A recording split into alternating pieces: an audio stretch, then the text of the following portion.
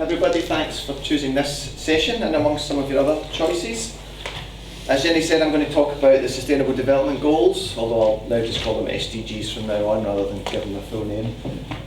What they are, how they came about, how they compare to what we have at the moment, the Millennium Development Goals, and what some of the statistical challenges will be. So a little bit of setting the context.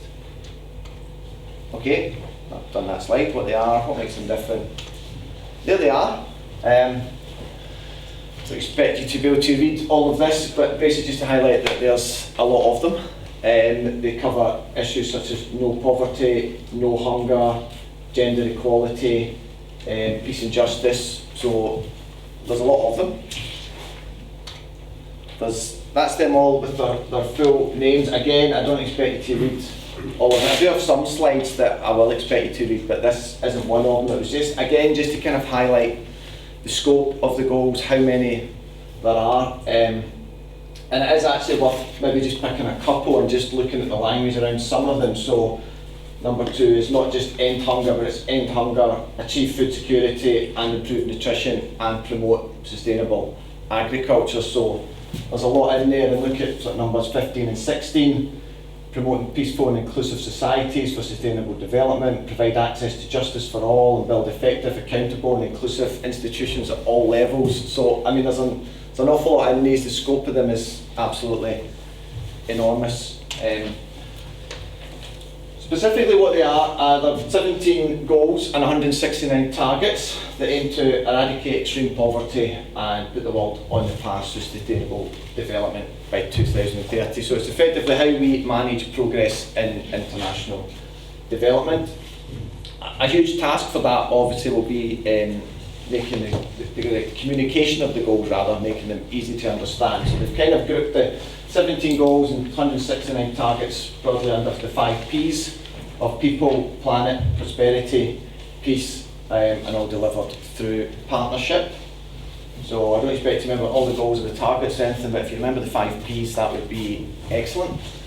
They have been developed following 3 years of quite intense negotiations, so with a huge wide range of stakeholders, public and citizens, open working group involving governments. The intergovernmental negotiations have been deciding over the last 3 years, and they're proposing the SDGs, which, as Jenny said, will be adopted, hopefully, unless there's any very good surprises, by heads of state and government at the UN Summit in September. I'll come back to this point, but I want to highlight this political process versus the statistical process.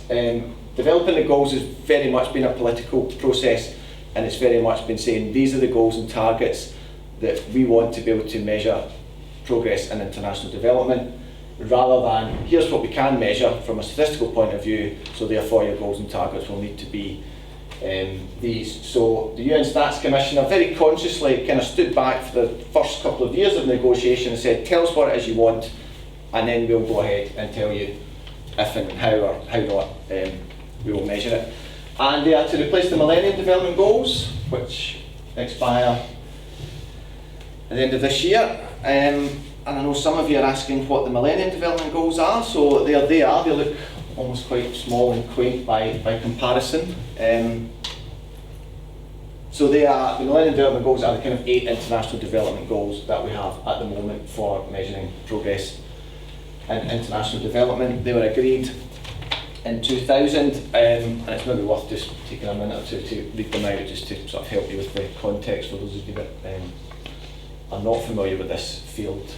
So they are to eradicate extreme poverty and hunger, to achieve universal primary education, to promote gender equality, to reduce child mortality, to improve maternal health, to combat HIV, AIDS, malaria and other diseases, to ensure environmental sustainability, and to develop a global partnership for development. And again, just a little bit of context. I mean, they have been very successful in some areas. I mean, here's just a list of some of the achievements that have been achieved since the Millennium Development Goals in 2000. So they've helped to lift more than 1 billion people out of extreme poverty, from 1.9 billion in 1990 to 836 million in 2015, which is obviously still far too many, but it is still a billion less than in 1990. Again, in 1990, nearly half of the population in the developing world lived in less than $1.25 a day, and that's now dropped to 14%, which again is too many, but it's a huge improvement from nearly half the population. Undernourished people in developing regions have halved from 23% in 1990 to 12.9%. More girls have attended school than ever before. Primary school net enrolment rates now up at 91% from 83%. The under 5 mortality rate has declined by more than half, dropping from 90 per 1,000 live births in 1990 to 43 deaths per 1,000 live births in 2015. HIV infections fell by 40% and 6.2 million malaria deaths have been averted between 2000 and 2015. So there's a lot more to do, but they have achieved success in those areas. In terms of what lessons we learned from the Millennium Development Goals, well, we've learned that data are an indispensable element of the development agenda. And the MDGs really did energise efforts to increase the production and use of data over the last 15 years. It's not enough, better data is needed, there's still too many gaps in the data. Particularly in perhaps areas like economic data or agriculture data, there's been criticism that issues that were not included in the MDGs have been neglected at the expense of the MDGs, so there still are a need for better data. Real-time data is needed to deliver better decisions. I mean, there's still on a lot of data, maybe 2, 3, sometimes more, a sort of 2 or 3 year time lag, sometimes more than that. A lot of the information comes from surveys, and as I say, there's a time lag on that. Strong political commitment is needed, and significantly increased resources will be needed. A lot of national statistical offices in developing countries have a lack of autonomy. They're in a really kind of weak position within the sort of planning of the country, the planning sort of framework of the country. There's a lack of resources that are dedicated to them. They really don't have the standing that we need them to have. And strengthening statistical capacity is absolutely key to this. I mean, that's certainly the work that my team has been doing over the last 10 years or so, and working with Paris 21 to support countries' national statistical offices to build capacity. And it's really, really important in the SDGs that the countries' national statistical offices at the heart of monitoring and reporting against the SDGs. New technologies changing the way data are collected and disseminated.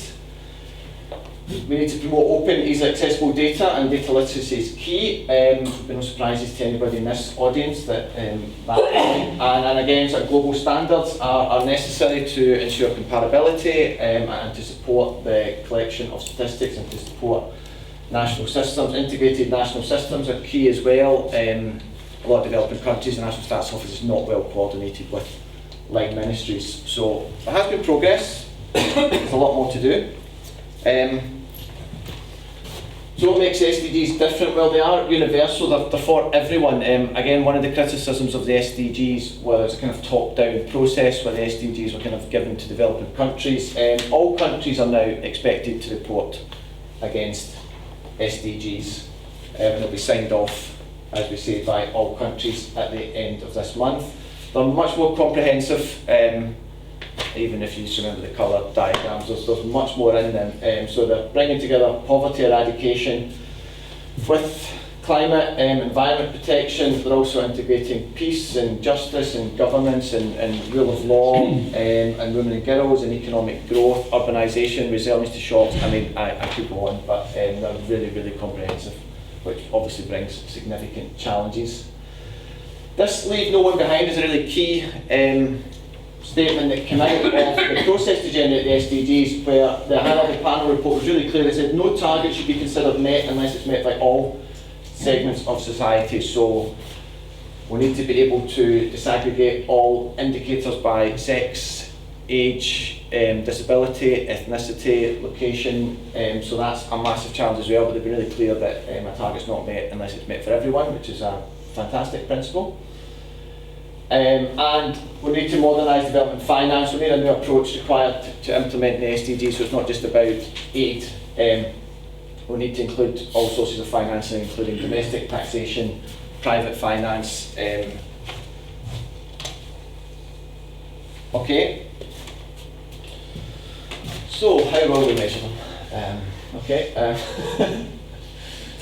So I say all countries are at the heart of this. So all countries will be expected to report the progress implementing the goals. And again, that was different from the MDGs, where countries didn't really own them in some instances. We set global targets to reduce by 50% the number of people living in poverty, but they weren't specifically country targets, they were global targets, so that target was largely met by China and India, and in some instances countries didn't own the targets as well as they might have done. Sometimes they did and they included them in national planning, etc., but this time they'll actually own them.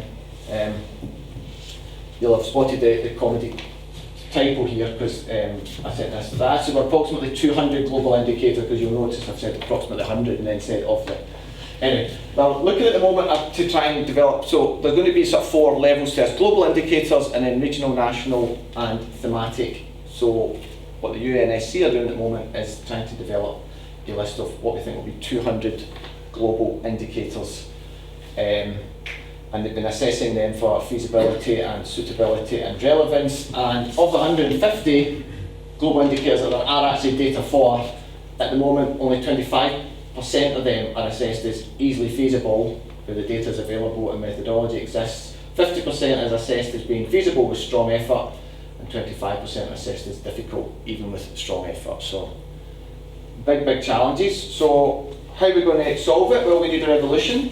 Thankfully somebody called for that. The high-level plan report that came out in May 2013 called for a data revolution to bring together traditional and non-traditional data sources and increase the quality and availability of data, and use new methods, new technologies, and all that will be coordinated under another partnership. So yeah, we need a revolution, sort of boo, we need another partnership to get there, which always seems a bit, but I'm a bit more upbeat about the partnership. The aim is to bring together a much wider range of stakeholders than we've had previously. So all those that have been working so hard on stats capacity building over the years, but also private sector, crucially, who generate an awful lot of data that could be extremely useful for measuring international development, civil societies, foundations, citizens as well. So really a truly kind of global effort, and we're hoping to launch, I say we, nothing to do with me, but they're hoping to launch the global partnership at the UN General Assembly later this month. I'll speed up a little bit. Yeah, so who's going to actually measure them? I should have just said actually that last time when I talked about global indicators and targets, I was at one point, and they've got down to 200 global indicators, I was at one point proposal to have between 3 and 5 indicators for each target, and given us 170, there was at one point proposals to be up at 500 or anywhere between 500 and, well, you can do the maths, 800 or targets. So getting down to 200 global indicators is really a big success. So the SDG indicators have to be approved by the UN Statistics Commission in March 2016. So they've been working furiously on a draft list that they want to produce by the end of November.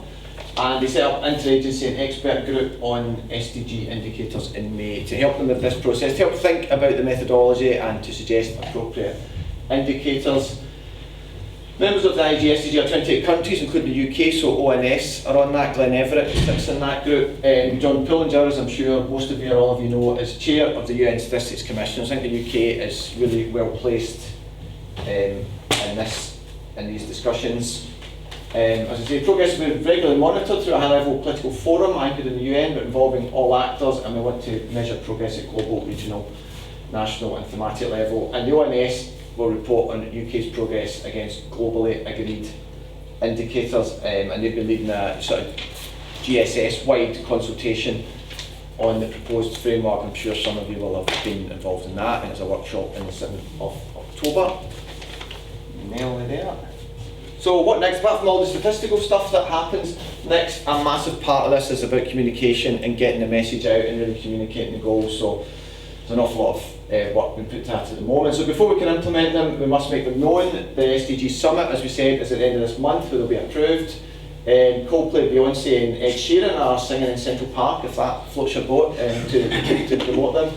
There's a project by Richard Curtis, yes, the Richard Curtis that did Four Winds and a Funeral and Notting Hill, to make the goals famous, and that is how we will maintain the energy to deliver the goals and really give them maybe a much bigger focus and awareness rather than what the MDGs had.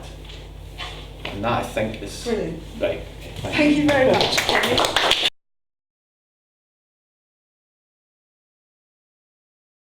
Hi, and good afternoon. My name is Geoffrey Greenwell, a technical program coordinator at Paris 21. As Jenny mentioned, it's the Partnership in Statistics for Development for the 21st Century.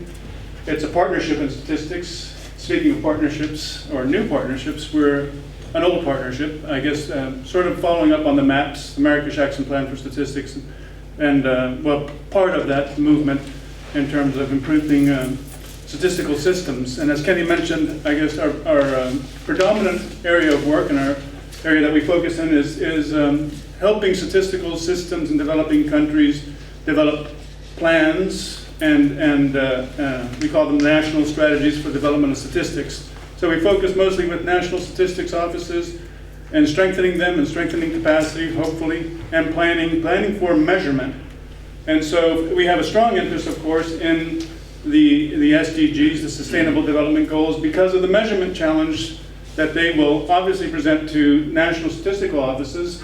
But our focus will be mostly with the lower income countries. Our focus is mostly with the lesser developed countries, we'll say. So my title, Sustainable Development Goals, Global Gain or Local Loss, it's not meant to sort of provide a negative sort of light to the whole SDG argument. Rather, I think I would like to focus mostly on the opportunity. In other words, the global gain. What is there that could be gained such that the SDGs can actually reinforce statistical systems and provide the catalyst to continue the work that has begun and hopefully provide an opportunity. So that's what my talk hopefully will focus more on global gain. So my presentation, very quick, I'll discuss a little bit the question in terms of whether it's a global gain or local loss and what's the notion that's involved in there.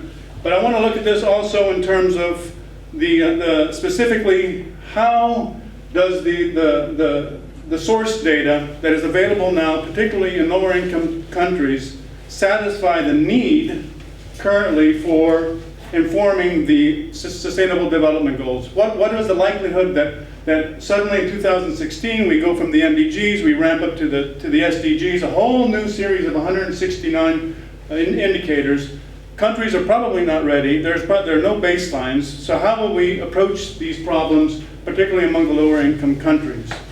So it's a quick stock taking. I'll look at where countries are, and I'll use the World Bank Statistical Capacity Development Indicator. It's a rough one in some sense. And then I'd like to talk about the notion of data, particularly not so much data that will inform the SDGs from surveys, but I'd like to look at it from an administrative data point of view, because that in the end, in terms of the no one left behind scenario, I think, at least in terms of this conversation, I'd like to focus it on administrative data. And this is where the opportunity, I think, in terms of development lies in administrative data. There's a lot of talk of all kinds of data, but this specific presentation will deal with administrative data. So then, of course, the reporting burden, I'll touch on the reporting burden, namely the demand for data will be placed on national statistical systems to inform the SDG process and come with some conclusions. So that's basically the outline. I'll try to go as quickly as possible. So the initial question, in terms of the area that I would like to discuss, I think the risk, I think the second point is I think what I would like to focus on is there a risk, again, of creating a parallel reporting system and data collection systems that will respond more to the international community's need for data? In other words, do we risk leaving behind in our desire to get data to inform the SDG process, is there a risk in forming a parallel reporting system that's not necessarily taking into account national aspirations, national development plans, and national priorities? So I think that's a critical area that we should look at in terms of the SDGs. How will they, in fact, be integrated into a national framework? So, I want to look real quickly, just in terms of a stock take, and I want to look at the statistical capacity indicator that's used by the World Bank. And they have three components. They look at methodology, they look at data sources, and they look at periodicity and timeliness of data in terms of informing, in terms of coming up with our measure for statistical capacity. So I specifically want to look at data sources. And in terms of data sources, this little map will show the areas that are lighter, of course, are the areas that score less or lower on the data source component of the statistical capacity development indicator from the World Bank. So we can see we have most of them are in lower income countries, a lot in Africa, mostly in Africa, and in Central Asia we see of course the trend, what you'd expect to see in the small islands as well. So those would be areas that I think that at least we would be very interested in knowing, will these countries be able to deal with the reporting burden of the SDGs, and how will they be received? So that's sort of the area, I think, that we're looking at. So we are looking at countries that have low statistical, or have scored low on the source data for statistical capacity. This is also an interesting, this was just released prior to coming here. It's from the Brookings Institute, and it looks at the World, I guess it looks at three data sources, and they actually, coincidentally, they form a component of the World Bank Statistical Capacity Indicator. The World Bank looks mostly at whether or not censuses have been done, whether an agricultural census or a population census has been done. It will look at whether some kind of periodic health survey has been done, or a living standard measurement survey, an income and expenditure type survey, the living standard survey. And what else does it look at? It looks at DHS, mixed health survey, and I think that's it. But in this case, you can see here, in terms of the years and the availability of data in different countries. The denominator changes in each one of these, so it's a little tricky. This is done out of all countries. This is done, I think, out of 180 countries, and this is, the DHS comes from 80 countries. So we see availability of data has increased, but not as you would think. So there still are great gaps in terms of availability of census data, which is important. And then also almost 50% of the countries do not have living standard measurement surveys, so there's a big gap in terms of income and expenditure data. And even though there's an effort with regard to the DHS and the mix, many countries, I think it looks like we have about 65%, only 65% have DHSs, or demographic health surveys. So there are data gaps, obviously, that will have to be dealt with. So the statistical capacity measure of the World Bank only accounts for health surveys, poverty surveys, agricultural census, population census, and coverage of civil registration. That's the only administrative component of the World Bank statistical capacity measure that exists. So the source data, this data set still relies heavily on survey data, and not really administrative data from service provision. And this is the basis for this question. Are we then, as the international community, going to put a demand on more survey data? Or are we going to put demand on the administrative systems that will provide services in the end, and that as a result we have data from well-administered services? So that's the key question.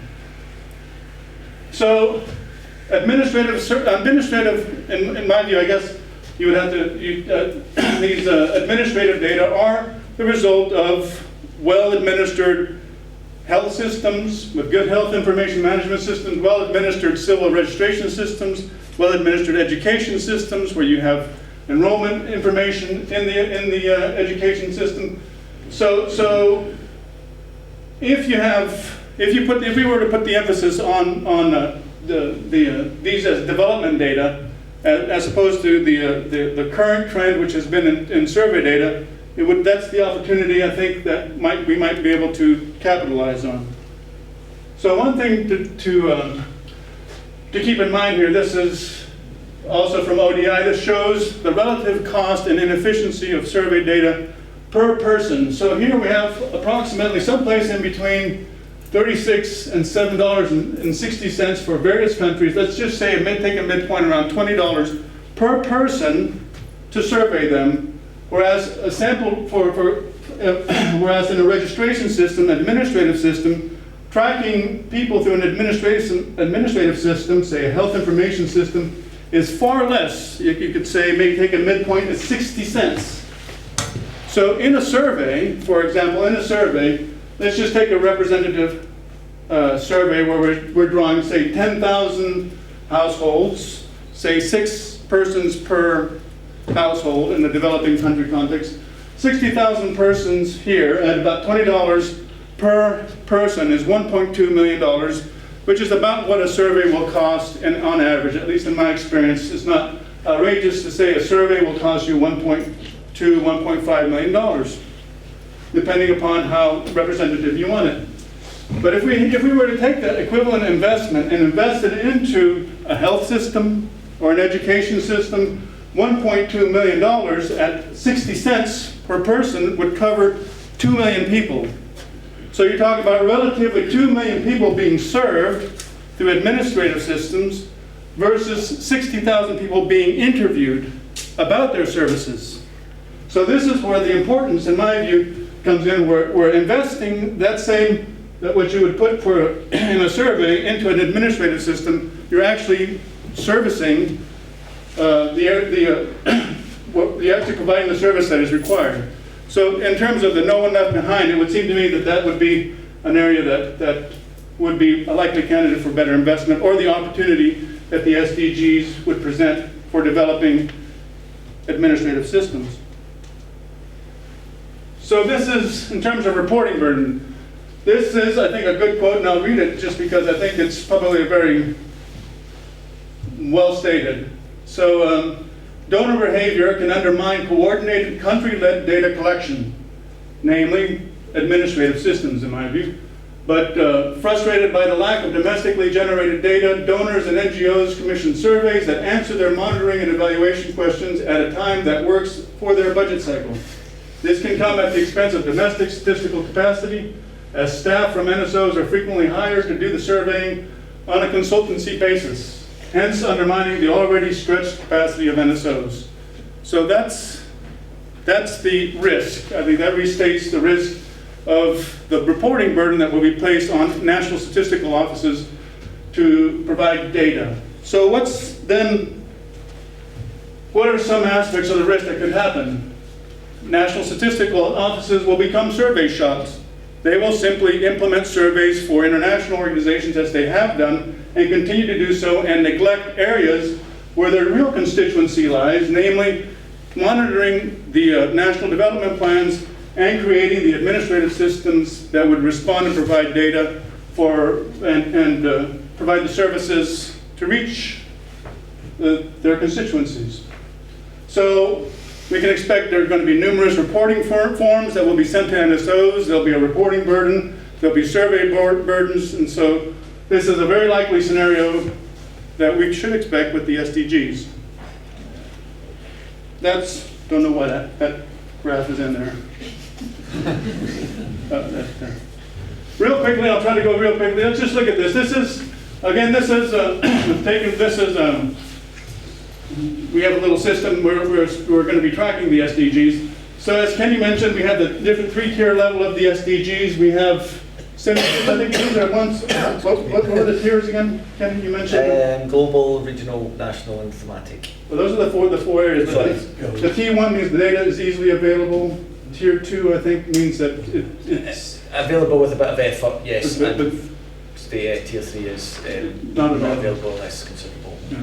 So 25 indicators already they're predicting, so that's a bad scenario for beginning. But we can see here the way the data sources, that this will be different for different countries, so it's hard to say the way this will apply. But technically, they have ascribed 4 of the indicators will be census, 3 will be facility surveys, 42 will be household surveys, 3 are new data. This is actually satellite imagery, which is interesting. 6 will be based on other country surveys, and 98 will be other data that are unknown. So these are left to be decided, of which I presume 25 are going to be the difficult ones. But only 13 are coming from administrative data. So again, that just shows the shortfall that there is in terms of the systems, the information systems that are conceived of reporting back to the SDGs. So this is just to summarize. So data from administrative system is basically free or relatively cost-free. They are indicative of anyway, they at least they indicate more universal coverage. They're based on service provision, and that means that the likelihood is that you're actually servicing people and not so you're participating in the no one left behind agenda. And that is just a likely scenario. We'll probably continue business as usual in the end, I think. So surveys will continue to be relevant. Harmonized approaches, there'll be sort of an effort at least made to actually integrate more and more, and so countries will move along as we have, so it's not always that bad. So anyway, just my presentation. Thank you very much.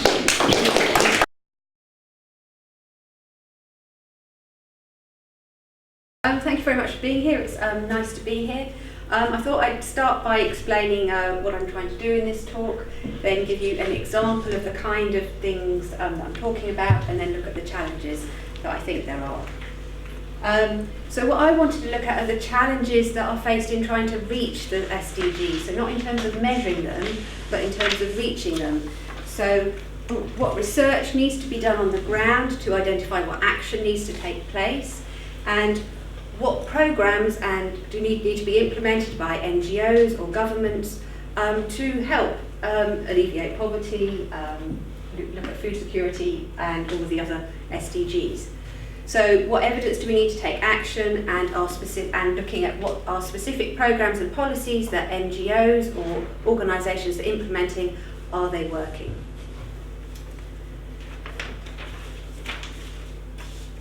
So it's really about the people on the ground who are trying to help us meet the Sustainable Development Goals.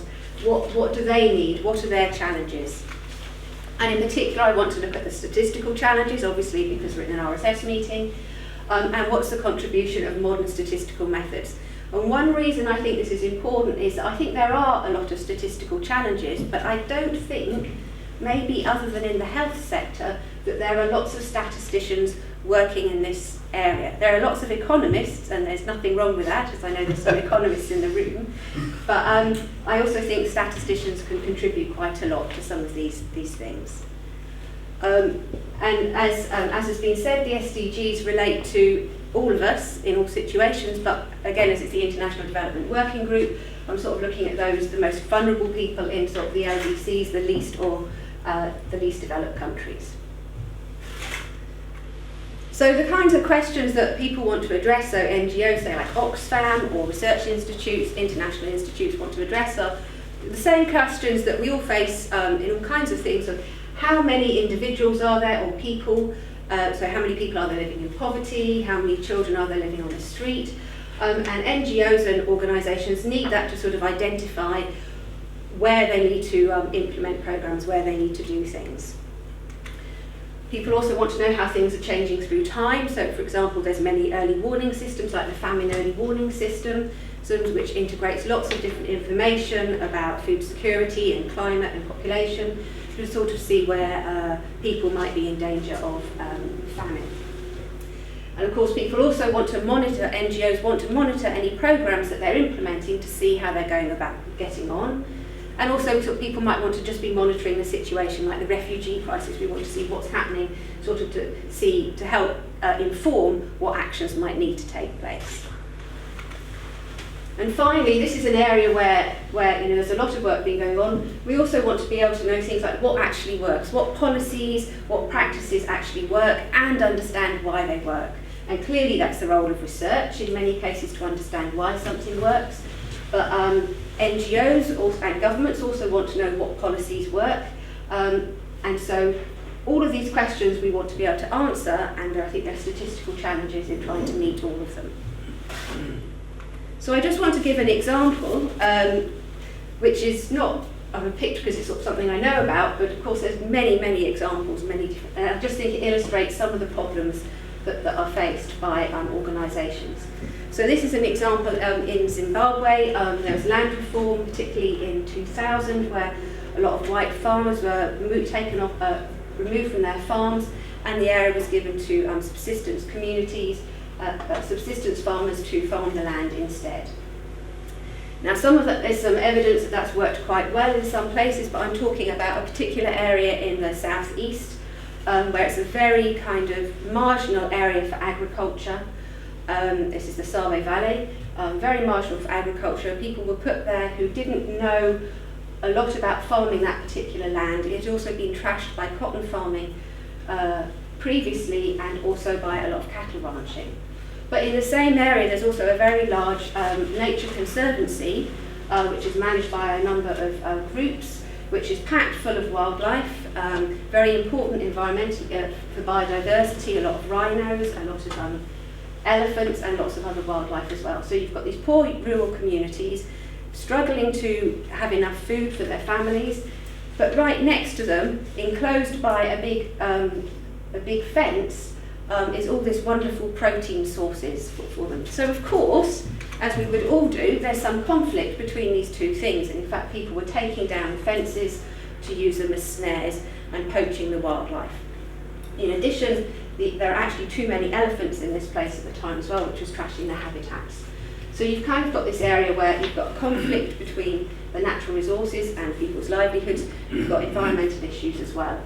So there was a whole group of projects there that people were trying to sort of set up to look at ways of diversifying income from the natural resources.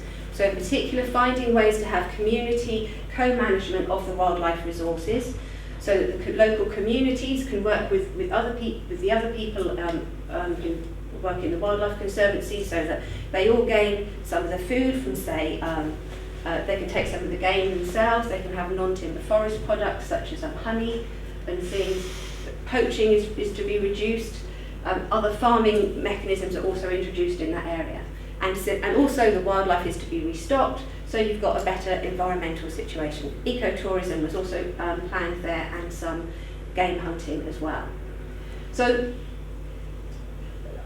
there's a number of projects there, but sort of there was a big research project that was able to do many of those things I've suggested there, all at the same time. And so then they want to be able to monitor what's going on at the site, partly to help manage this area, to work with the community so you know what's happening to the environment, the wildlife, food security, to sort of work out maybe what the offtake of animals can be each year. So you can look for areas which are particularly food insecure, so you can look at the success of the project in the short term and in the long term. And although that's sort of one kind of project, I think it's typical of many projects that are introduced into into poor countries, maybe by NGOs, where you've got a whole suite of things going on at the same time. So I would say that's a key challenge in many international development projects. You've got multiple interventions happening in an area at the same time. So I've just listed some of them here. They're all important, they all interact. They all affect some parts of the same community and then some different parts of the community. At the same time, we've got multiple outcomes of interest. In fact, I think this project is really probably covering 3 of the Sustainable Development Goals. It's trying to alleviate poverty, that's number 1. It's trying to increase food security, that's number 2. And also manage the terrestrial ecosystem, which is number 15, I think. So you've got all of those outcomes of interest, and I've sort of listed, a large number of them here. And you want to know about all of those, and they interact as well. Clearly, food security might increase if you have a little bit more better agriculture. That might mean that the environment is slightly more under threat. So you're trying to balance them out. So a first challenge, if you even want to monitor this situation, or see whether any of these things are working, is how do you design that study? What are the data?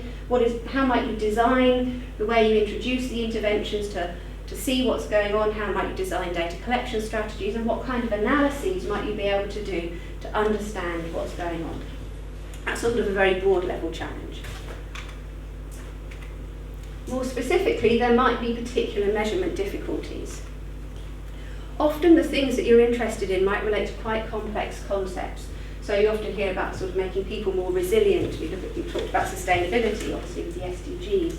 You might want to know about governance and corruption. These might all be things that are important in the example I'm talking about. Often there's a lot of focus on trying to empower people. These are not easy concepts to measure. It's not like measuring your height, is it? They're difficult concepts. They have many different aspects to them. And we can only really observe maybe particular aspects of them. There's often indicators that are developed to capture various parts of these concepts, but we can't measure the whole thing. And I think sometimes it might be useful to sort of look at sort of latent variables and latent processes and hidden Markov models as a way of thinking of modelling these, where we have an underlying concept that we want to know about, and we can look at various aspects of it and how they represent or sort of show parts of that concept. A second thing that we're often sort of looking at with the measurement is that there's often hidden populations that we're particularly interested in. So looking at street children, for example, I know that's not in my example here. In my example, one of the things you're interested in is the amount of poaching. That's not population. So, but sorry, that's related to the top one. But you know, the number of street children, for example, vulnerable populations, they're often the hardest to observe. What did I want to say about that? Sorry, I had a particular point I wanted to make. No, I've covered it.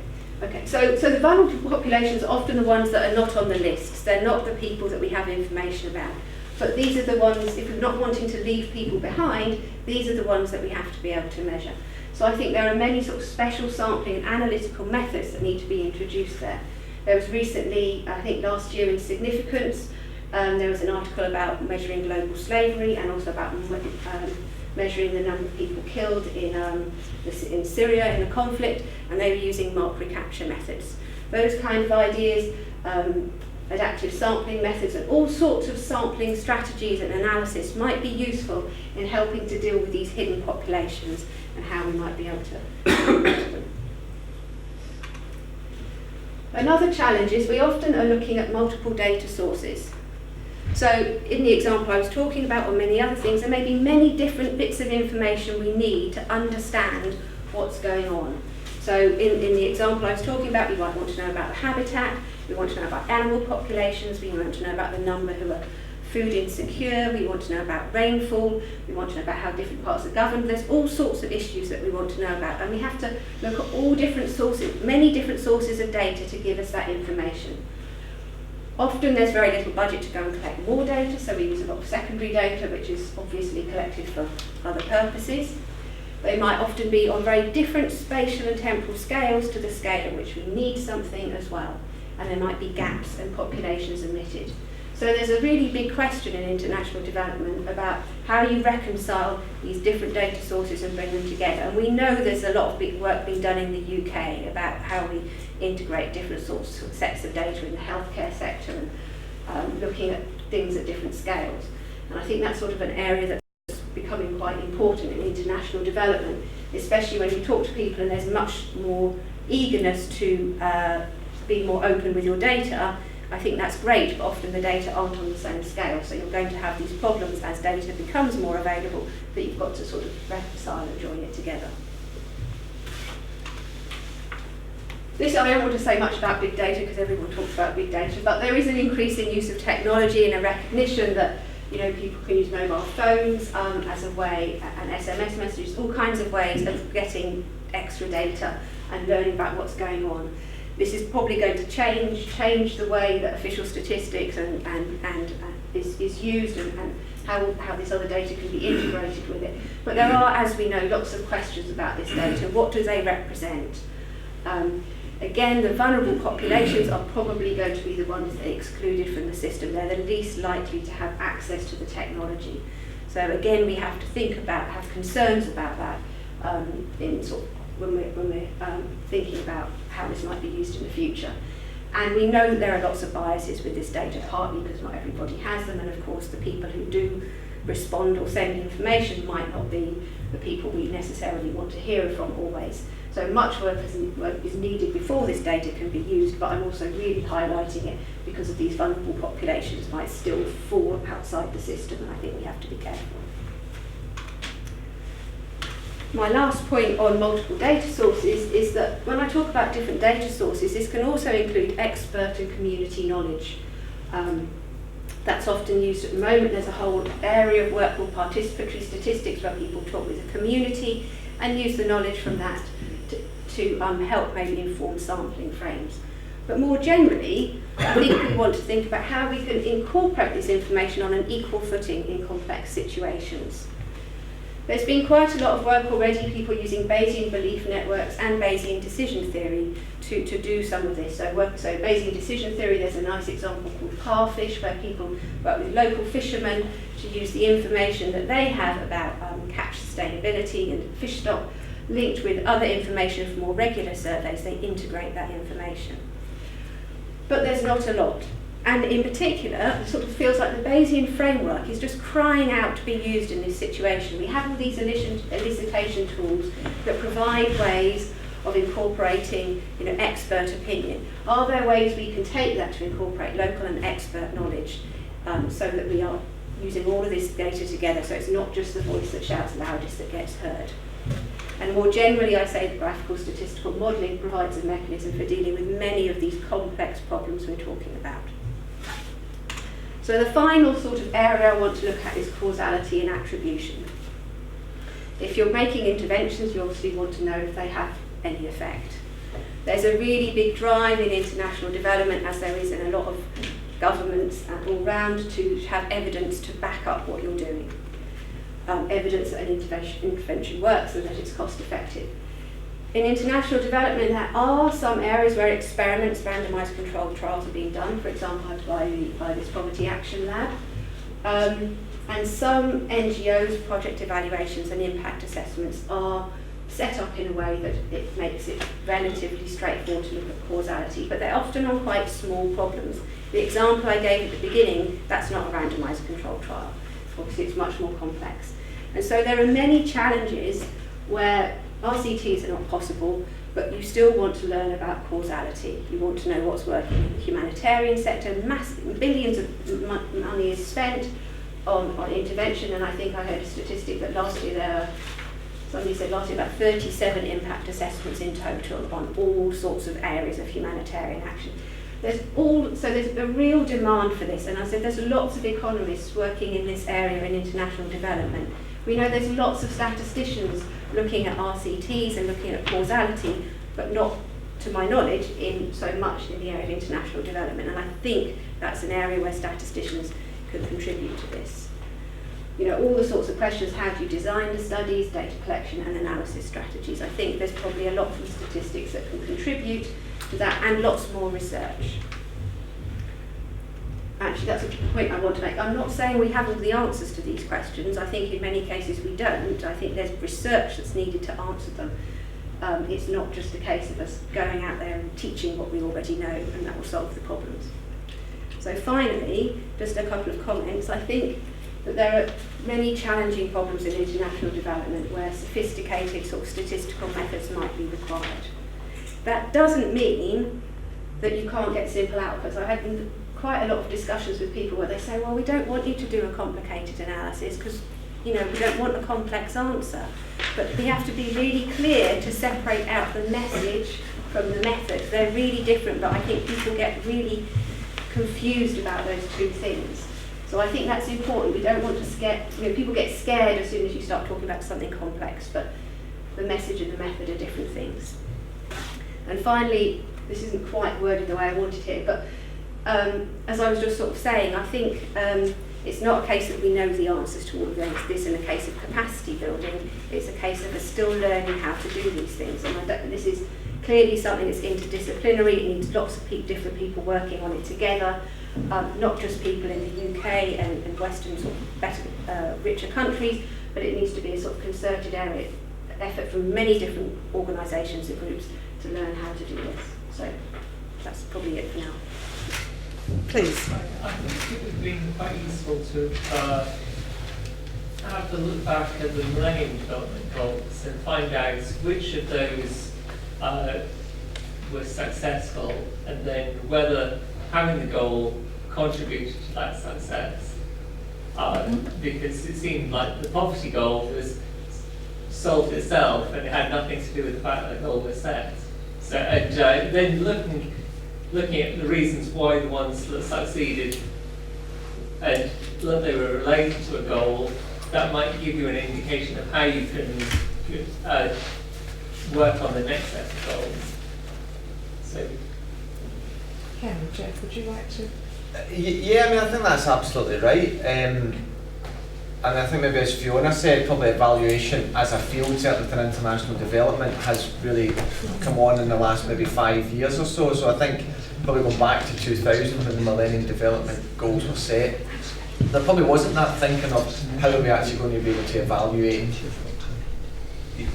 which one of these goals has contributed, or the sort of interlinkages between the various goals and targets. Certainly know in the Sustainable Development Goals there's planned to be a sort of review every sort of 3 or 4 years of the Sustainable Development Goals, and maybe some of that thinking will then kind of evolve through the SDGs. I don't know if Jeff or Fiona want to maybe add to any. I'll just add to that, it seems like, I mean, in terms of the goal, whether the goal had any effect in terms of sort of attaining that specific item in the country. I mean, I know that the PR, Spirit Poverty Reduction Strategy papers that came as a result of that specific goal being articulated was pretty effective, probably at least in mobilizing resources, not only in the international community, but in the country, to at least reduce poverty. So I think in that regard, that was a clear example where the World Bank's, I would say the World Bank being the primary sort of caretaker in terms of poverty reduction, was effective. And so I think that's a case where the MDG did actually probably lead countries to reduce poverty. So that seems to be the case. There's a couple of areas that you touched on which I think is very important. I mean, all the speakers, that is saying that one is the role or in the involvement of the line ministries that are involved in collecting data and using information, and the other is the role of the donors, which and both of those could either kind of help or seriously hinder what we're trying to do. In terms of line ministries, I feel very strongly there needs to be some capacity development there in terms of understanding and stats, and that's something I'd probably like to follow up in more detailed discussions. But with the donors, I'd be interested in your thoughts on how we are going to be able to convince them of the value of supporting the administrative system, supporting the things that are actually going to support the services rather than the parallel data collections. How are the donors going to be engaged and convinced? And is there something that the statistical community can do to try and get that message across in terms of the value of not just setting up a parallel system, which I can see the danger, I can see that happening.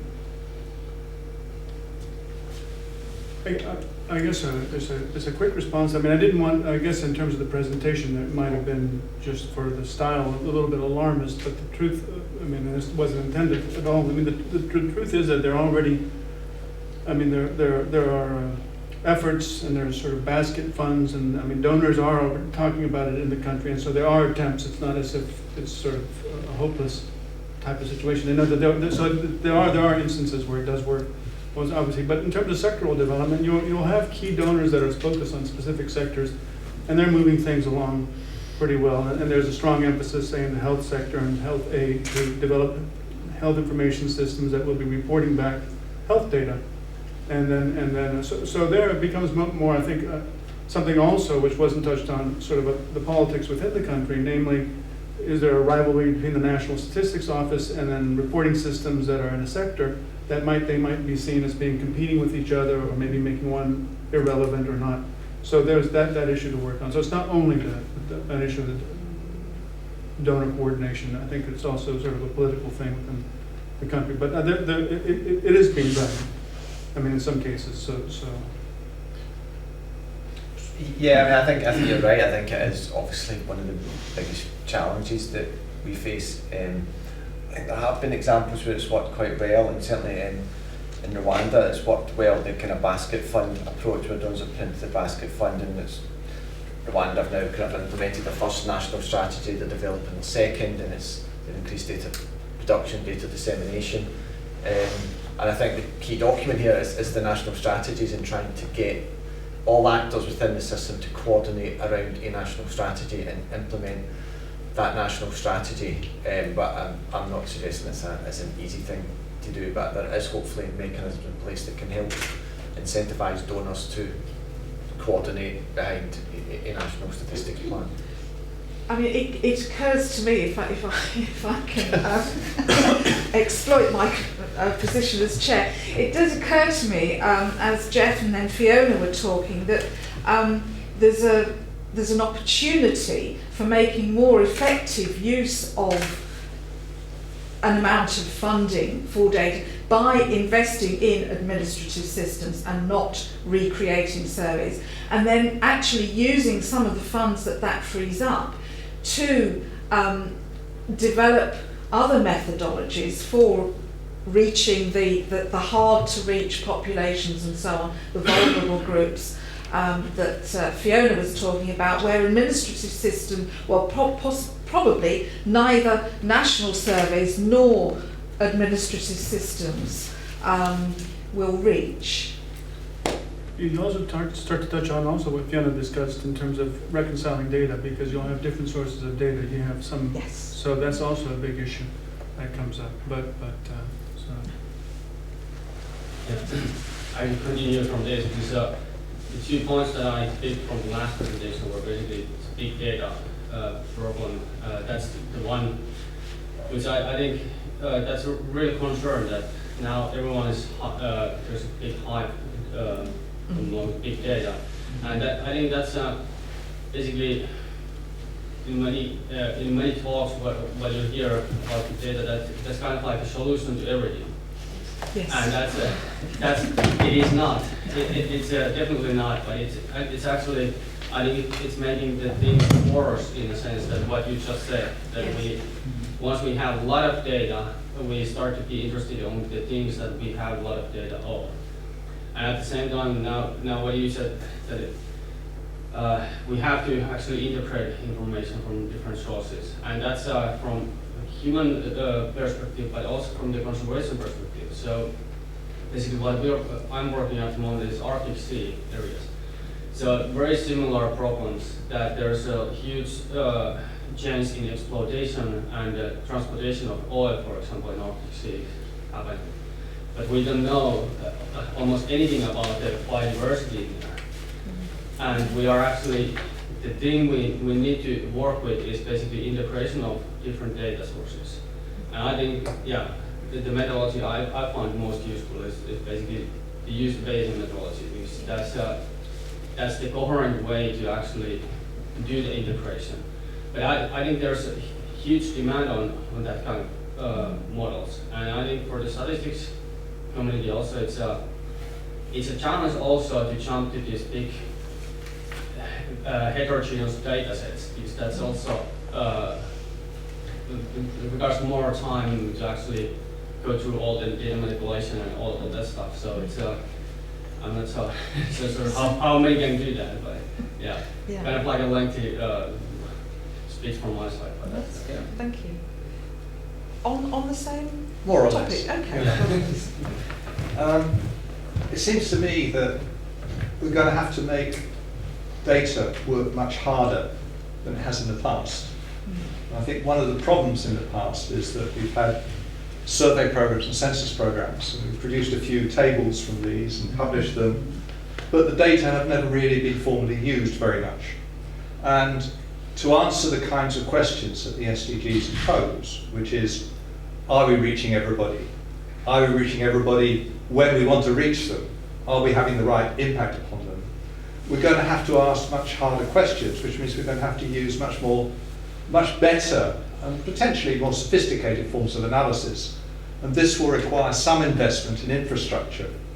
For example, to make sure that when we have different data sources, that we are asking the same questions in the same way from the different data sources so that we can actually bring them together. And that's going to be very important when you start wanting to integrate survey data and census data with administrative data. So that's one. Another is that we're almost certainly going to have some kind of geographic referencing system so that all data is geo-referenced, so that it can at least analyse it at a certain low level of aggregation, even if not at the level of the individual. But associated with that is the need to protect confidentiality, and that's something we haven't mentioned at all yet. But it does seem to me that it's not one thing or the other. It's not administrative data or raw censuses or surveys. It's got to be all of them, which means that we must think much more carefully about how do we ensure these data sets can be linked together.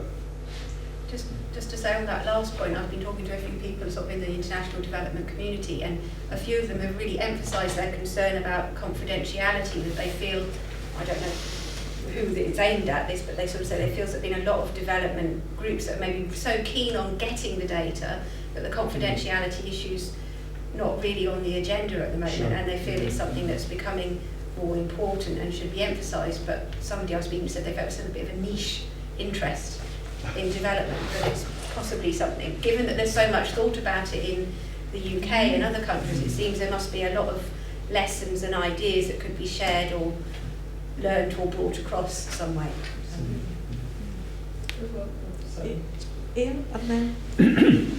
Yeah, I mean, I say this from a position essentially of being very sympathetic to what the SDGs seem to be doing, but also from an awareness about the dangers of indicators and targets. And I think we've seen that in this country, where there's been a great, I was going to say a mania for indicators and targets, but let's say an enthusiasm, and the effects that these can have on the way that people game the system, on the way in which sometimes they just don't tell the truth.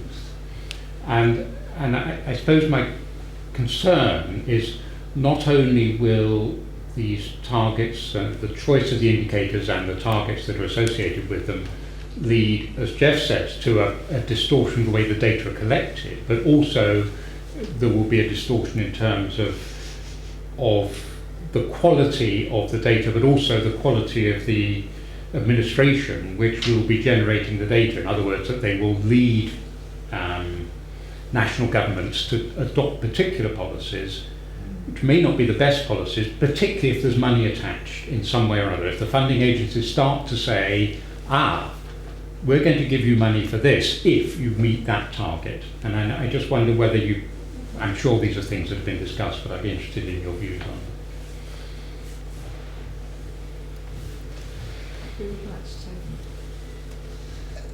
I mean, I absolutely agree with what you say. I'm not sure where those discussions have taken place. I haven't personally been involved in them. I hope and trust that they are taking place, because I think the points you raise are absolutely valid about the risk of skewed incentives that some indicators might present. And I think exactly as you said, at the risk of just repeating your point, particularly when there's financial incentives for reporting certain indicators, I think that is a very valid point that you're making. So I suppose to some extent, perhaps, certainly from the global indicators point of view, there kind of is the group, the IEG, SDG group set up by UN Stats Commission to kind of look at the methodology for global indicators, and hopefully to put some sort of robustness around and trustworthiness around the methodologies that are used to produce those global indicators. Actually just haven't had visibility of how the national or regional process actually works, but I mean, your point's absolutely valid. I was going to say that there's a lot of persecuted groups, and I think the confidentiality issues, I don't think it's just a niche thing in this country. People don't want things like the HIV status revealed, and certainly in lots of these countries, they might not just be having stigma, but there's actual persecution. So I think it's actually very important. Yeah, sorry, I didn't mean it was a niche issue. I meant that but what I was told is there's not many people in the development community thinking about it. That's all I meant. So, when she meant niche, she just meant there should be more people thinking about it, and they're not. So I agree, exactly. Sorry, just to get that one. One of the things I quite liked about the sort of the ability of recording the statistics, the fact that there were 25%, I think it was, solicitors, it's very hard to actually measure, suggested that the way the goals have been developed was, rather than saying what can we measure and link that, it was kind of linked to, it seemed like, it felt like maybe they've done it based on this is what we want, and then trying to measure it afterwards, which I think is the right way of approaching the targets. That's going to be reassuring. The second thing sort of linked to that,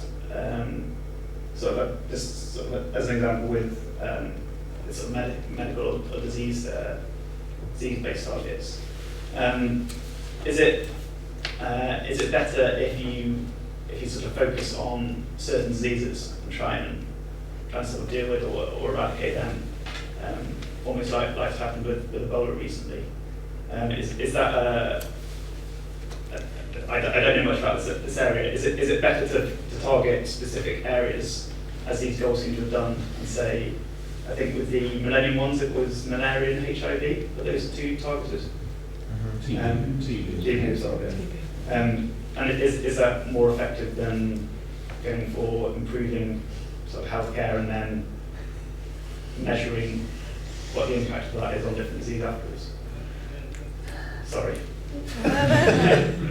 But to try and make it more numerical, if you spend $1 million a year on trying to cure one disease, is the second $1 million better spent on that same disease or on a different disease?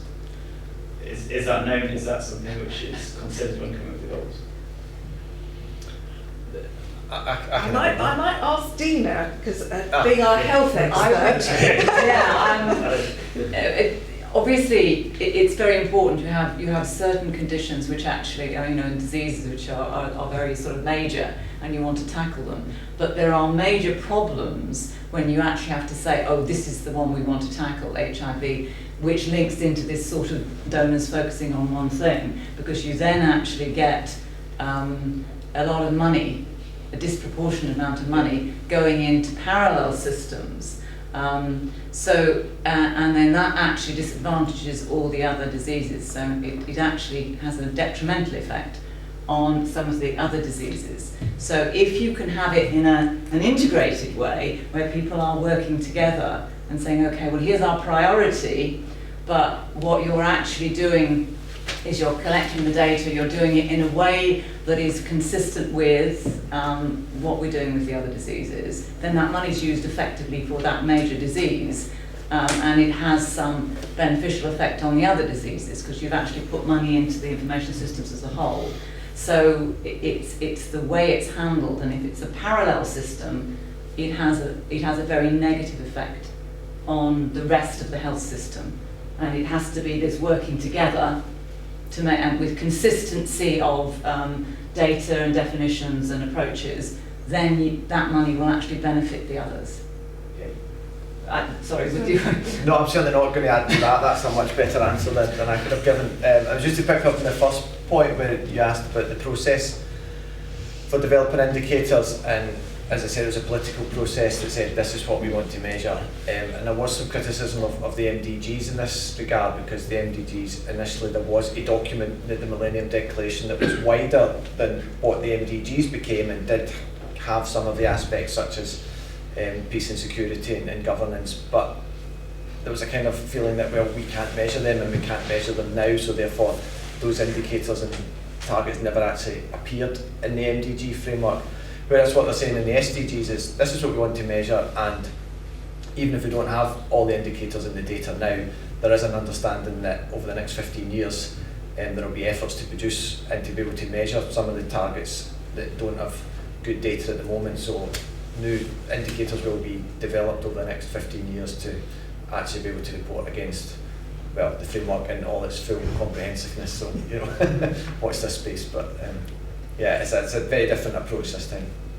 I'll just add real quickly that I think, and not being a health expert, but I think that attacking a specific disease like polio and coming out with a success is something that's probably pretty attractive in terms of being able to show that you were effective.